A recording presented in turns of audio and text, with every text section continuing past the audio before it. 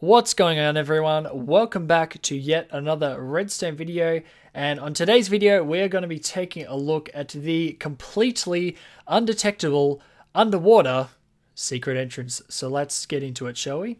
Okay guys, so this redstone design is based off a video I saw recently by Mumbo Jumbo, and it seems a lot of my designs recently have been based off videos by Mumbo Jumbo. I guess he just put together some good videos, some inspiring videos, I guess.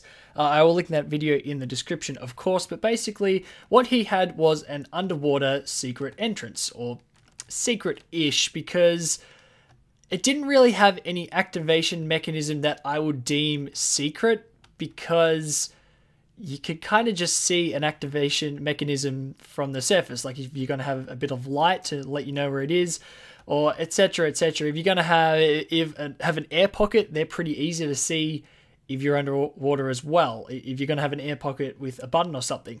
So it kind of really irked me, and I really wanted to put together a design that was completely undetectable. So you just have a blank ocean floor, as you see here, and you can access your secret entrance. So that's what I did.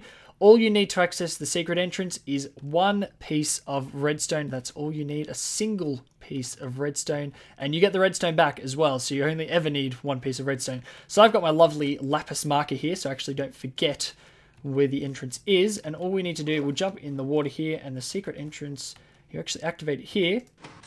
Here's some redstone fire, and you can see the entrance is opened up. We'll pick up our redstone and head on in our secret entrance.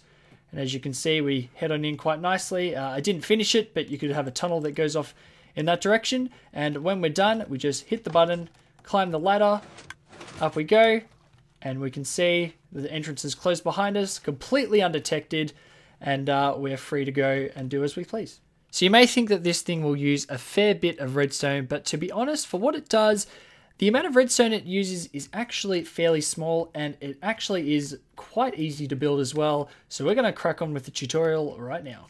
So you want to start off with an area that is 6 wide by 7 long, as you can see here, and you want to leave 4 blocks of space below the seabed. So this gravel block represents the level of the seabed. You want to leave 4 blocks below that, and you're going to get started by placing 2 blocks here, and then 2 sticky pistons as such, 1 sticky piston facing up, and you want to place the block your seabed is made of right there. Next you want to place a block, fence gate of any type of course, then you want to go out 2 blocks, sticky piston there, break all the blocks, and that is all the pistons placed. So to do the redstone, you first want to start off by placing a block under the fence gate as such, with a redstone torch under it. Then you want to place a block diagonally below that as such with redstone on it, place a block above it as such. Then you want to do your gem door by doing a 2-tick repeater, so repeater with 2 ticks into a block with a redstone dust on top, run that dust around, run the repeater into the piston. And to complete the door mechanic, you want to put a block there, redstone repeater with 1 tick delay on it, running into a torch as such, put a block on top and on the side of the torch, and run a piece of redstone there, and that is your door mechanic complete. So the next bit of the build requires a T flip-flop. I simply use the dropper hopper T flip-flop because it's nice and compact and fits into the space that I required here. So we're going to place a block on the side of that redstone dot with a comparator on top. Then we're going to place a dropper facing upwards, a dropper face to the side, a dropper facing downwards, and then a hopper pointing into the bottom dropper as such. Then we're going to want to place an orange wool there with a redstone repeater running into it, and then just place a block of your choice inside the dropper as such. And you should see the door mechanism fire. So to finish up the design, we're going to build the, at least in my opinion, most interesting part of the design, and that is the bud switch. That controls the whole thing. So to get started, you want to place a block with an obsidian on top. Now, alternatively, you can use another immovable block, such as a furnace. You then want to place a redstone torch on top of that with a block on top of that. You can see it fires again as it should. We then want to place a 3x2 platform as such with a redstone torch on the side. Then place a block there so you can place a piston as such and get rid of the block as such.